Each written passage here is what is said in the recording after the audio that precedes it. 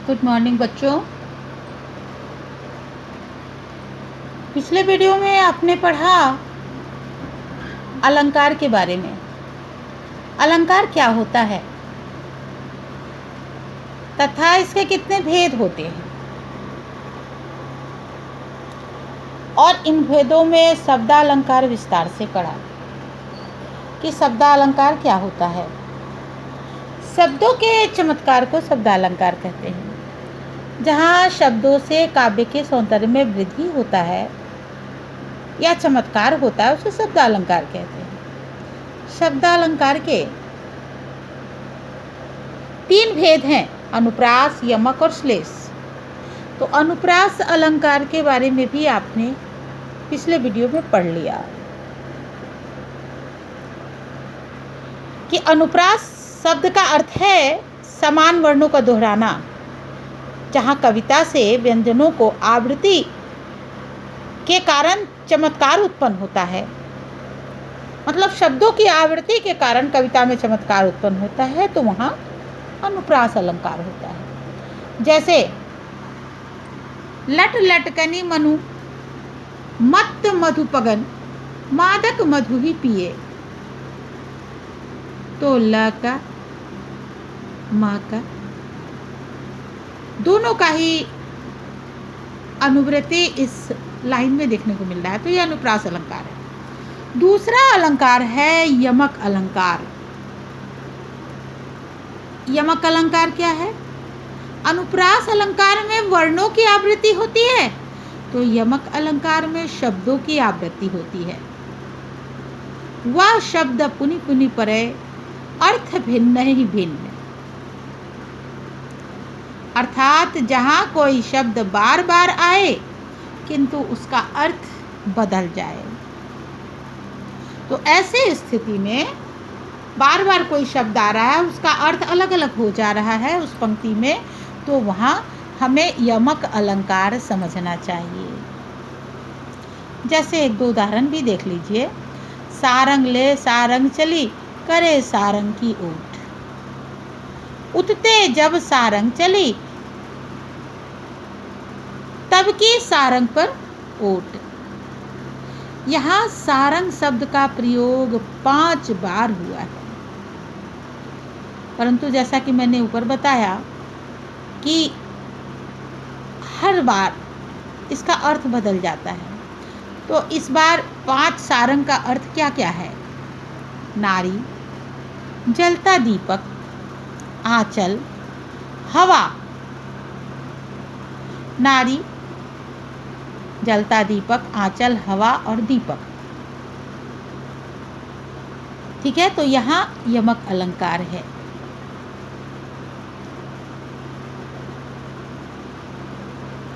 अब देखिए,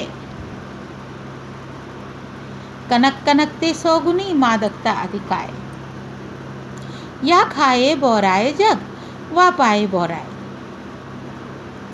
कनक कनक, एक कनक का अर्थ है सोना और एक कनक का अर्थ है धतूरा। तो दोनों को ही सेवन करने से व्यक्ति में मादकता आ जाती है, नशा आ जाता है। एक में धन का नशा और दूसरे में धतूरे का नशा। तो यहाँ भी कनक कनक का अर्थ है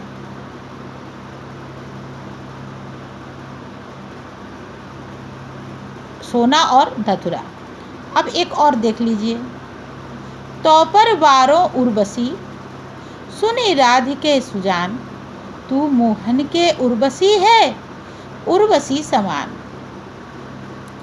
यहाँ पर उर्वशी, एक उर्वशी का अर्थ है हृदय में बसी हुई, और एक उर्वशी का अर्थ है राधा, और एक उर्वशी का अर्थ है अप्सरा।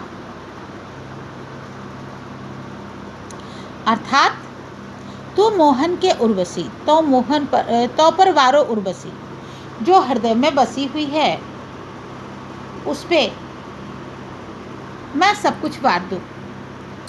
सुनी राधिके सुजान, हे राधे उर्व में बसने वाली सुनो। तू मोहन के उर्वशी, तू मोहन के हृदय में बसी हुई है, कृष्ण के हृदय में बसी हुई है। किस प्रकार? जैसे देवताओं में उर्वशी अप्सरा उनके मन में बसी रहती है। तो बेटा यमक अलंकार स्पष्ट है। जहाँ शब्दों से, कहने का अर्थ है जहाँ शब्दों से काव्य में सौंदर्य उत्पन्न हो उसे हम यमक अलंकार कहते हैं। भयो विदेह विदेह विषेखी, मूरत मधुर मनोहर देखी, भयहु विदेह विदेह विषेखी। अर्थात राम सीता के मनोहर मूर्ति को देखकर विदेह जनक जो हैं बिना देह के हो गए, अर्थात संज्ञा शून्य हो गए। वो सिर्फ कहीं कुछ और ध्यान ही नहीं दे पा रहे थे, सिर्फ और सिर्फ भगवान के स्वरूप में ही खोए हुए थे। यमक अलंकार स्पष्ट है। अब तीसरा अलंकार है श्लेष अलंकार। श्लेष का अर्थ चिपका हुआ होता है। शाब्दिक अर्थ जो है श्लेष का वो चिपका हुआ अर्थात होता है।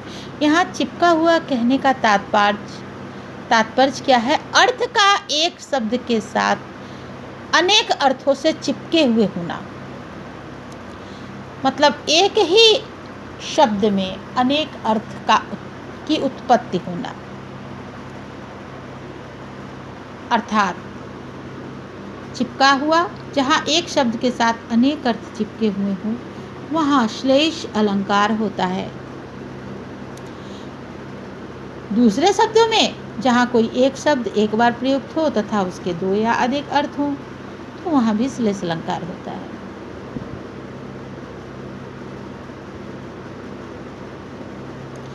चिर जीवो जोरी जुड़े, क्यों न स्नेह गंभीर, हो घटिए वृषभानुजा वे हलधर के बीर। इस दोहे में देखिए वृषभानुजा शब्द के दो अर्थ हैं। वृषभानुजा, पहला तो राजा वृषभानु की पुत्री राधिका, वृषभानु की पुत्री राधिका वृषभानुजा कहलाती हैं और बैल की बहन अर्थात गाय भी वृषभानुजा कहलाती है। इस प्रकार हलधर के भी दो अर्थ हैं, बलराम और बैल। बलराम भी हल को धारण करते हैं और बैल भी हल को धारण करते हैं। तो यहाँ वृषभानुजा और हलधर के दो अर्थ होने के कारण